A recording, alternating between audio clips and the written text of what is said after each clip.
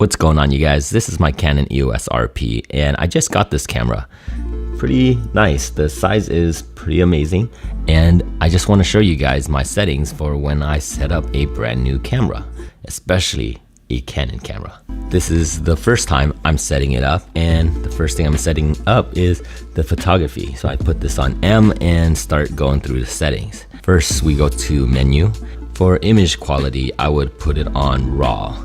So I'd go to RAW there, and then for JPEG, I'd put it on medium. Sometimes I go to large, but most of the time I'm in medium because that's when I use and send it to my phone. So I only need to use medium quality.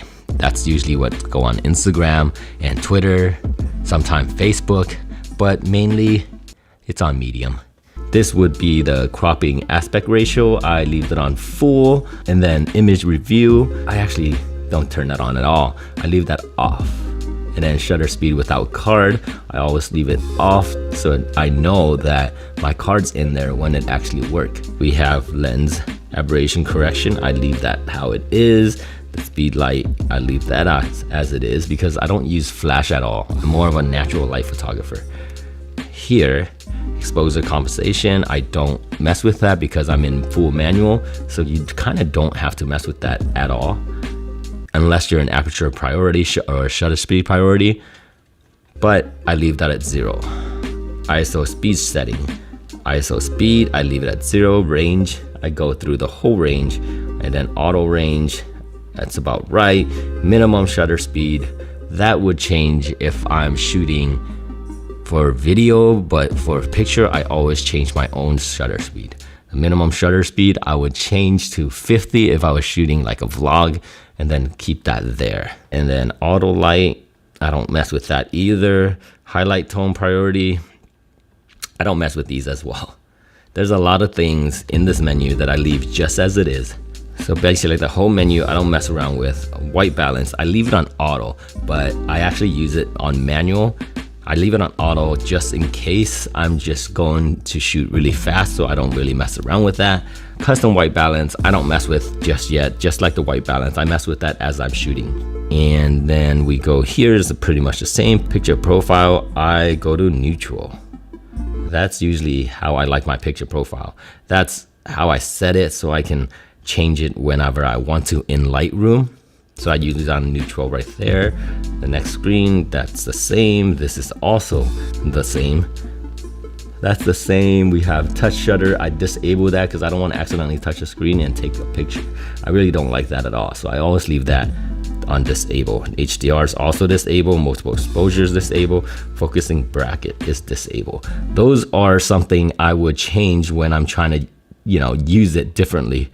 So like if I was trying to do like a multiple exposure, I'll turn that on, and then HDR, I'll turn that on. So that's kind of something I turn on if I'm trying to mess with a picture style. Focus bracketing as well. Going on to number 6, interval timing, I don't mess with. Anti-flickering, I don't mess with. Here, one shot autofocus. So basically one shot is when you're shooting just the portrait, standing still, things like that.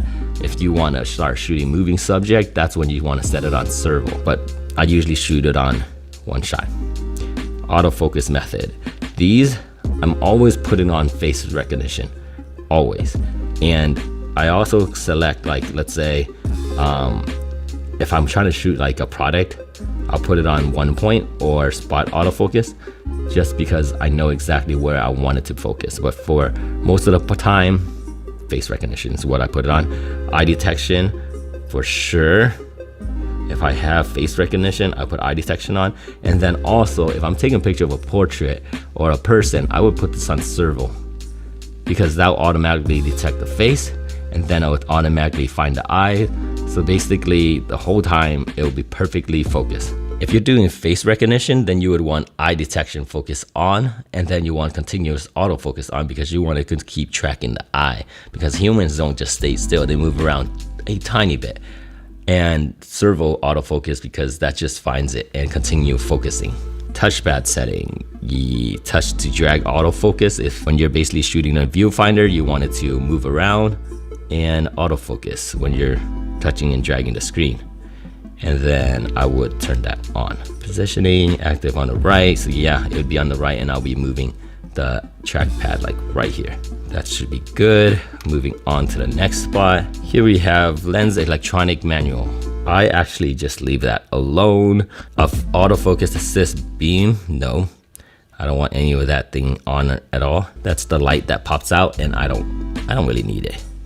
Manual peaking. This is like if you want to see the color that shows you in manual mode that one's in focus. I put that on. The level is I put it on low, and then the color would be red. There's barely any red in pictures usually, so when you're trying to manual focus something, you see red, that means that spot's in focus. It's pretty good for manual focus. Number 9 is moving on to video. So this part is a little bit different. So right now, I'm just trying to concentrate on photos, and basically, I'll show you another one for video. But for photos, let's just skip this for now. Going to the next page, this is basically when you are reviewing your pictures. Pictures, image, and rotating image, erased image, print order, things like that is all in here. You can even create your own album. Well, here, I would leave pretty much everything the same. Playback information display. Here, when I'm looking at this is way too many things for me personally. I don't need all these menus right here. So I turn off a lot of these. It's like, for example, I don't need that. Distortion, I don't need. Image sent to phone, I don't need. Okay, I don't need that either. Here's the sharpness and strength, I don't need to see that. White balance, I don't need to see that. This is basically the whole settings itself. Honestly, I don't need any of that, and I only need this. It depends on you guys. I think the other useful one would be this one, number 3.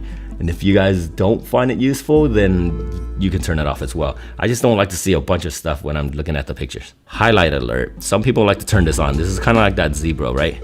And it'll show you if your areas are blown out, basically. But it'll only show you when you're looking at the picture. I would have that on just to make sure that it's not completely destroyed, because if this alert goes on, that means your picture is pretty much blown out and you can't recover that.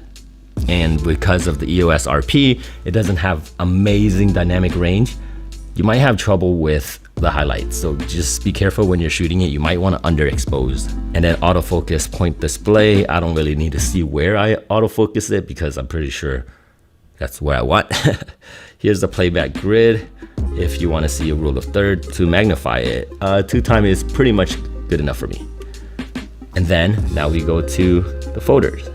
Select folders, and then filing number, auto rotate on, format card, mode guide, feature guide. I leave those as is, and I don't mess around with that. Eco mode, I leave it. Power saving, this is the one where how long I want it to stay on for.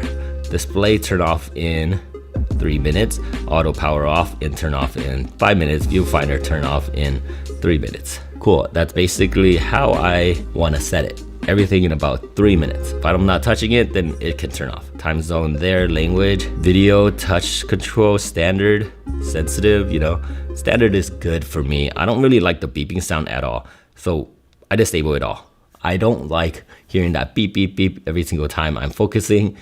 For me, if I see a little green dot on the top right corner, it's pretty much in focus. I don't need the sound. And plus, it kind of gets annoying and it tells everybody you're shooting pictures of something, like a bunch of pictures. Here's battery info at maximum, sensor cleaning, I'll do that sometimes. Shooting display info, screen info, same thing as before, but this I will see as I'm shooting. I don't need to see that. I don't need to see the plain one. And this is, I don't need this plain one. I need this and this, that's it. I don't need to see that. That's my preference. You guys could be different, but that's all I need to see. Viewfinder. So for viewfinder, that's what I want to see. That's about it. So I'll turn that off. Make sure you hit OK. If you don't, basically the settings just go back to normal. Don't just hit menu and go back. Vertical displays. So if you turn your viewfinder vertical like this, you can kind of still see the all display. I just switched to vertical. And here's the grid display when you're shooting. Sometimes I honestly like to go 3x3 just so I know where all the rule of thirds are, but sometimes I have it off. Right now I'll just leave it on, but sometimes I'll probably go back and like turn that off or something. Okay, viewfinder performance, I usually put it on smooth. I like the way it looks more than I like power saving. Viewfinder display format, display 1 for sure. I don't like that little crop right there. See that? For sure 1. Display setting, display auto control, I don't care about that right now. Shutter speed button for metering, nope. Text small, wireless, and then here is where you change your custom shooting mode. Custom 1, custom 2, and custom 3. I'm gonna tell you guys that for what I use it for, these custom shooting mode right here, I don't touch it. I don't touch it for pictures at all. Custom 1, 2, and 3 will be set for video, and that will be in another video. Right now, I just wanna show you how I do this for photography. So we're gonna skip that. Make sure all your firmware is updated. I need to make sure mine's updated because I just got this camera. And pretty much all of these, I leave alone. You see how it says sensitivity, if you'd like to change those, f-stop, you can do these. All this right here, you can pretty much change, but I leave it all alone. And then add my menu. For this right here, I'm gonna go through it really fast because this is for photography and there's not much I put in here.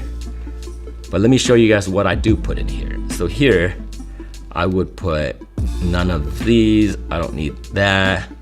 What I'm looking for is picture style. Not really, I don't wanna put that. So I wanna do multiple exposure if I wanna mess around with it and I don't wanna go through the menu and look for it. I'll put that in here. And I'll also put HDR mode and focusing bracket. So basically I'll put those in there just in case I want to mess around with it. I know exactly where it is.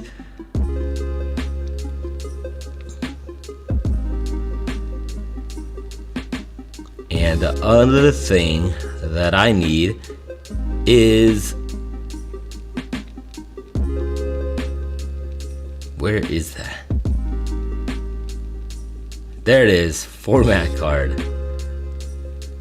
Okay, I'll put format card in there so I know exactly where the format is. I go straight to the favorite tab and I basically just hit the format. I don't have to look for it anywhere else. Everything else is, oh, and wireless. That needs to go in there too. So I send all my pictures. That's about it. That would be all I put in for photography. Double checking everything, yep. And that's it, that's my item. All these right here. These 5 are what I use for photography, okay? That's basically it, you guys. That's how I set up my Canon EOS RP for photography. And I'll definitely make one for video as well. That one's gonna be more in depth. So if you guys wanna see that video, please let me know in the comment below. If you guys like this video, please hit that like button. And my name is Andy, and I'll catch you guys in the next video. Later.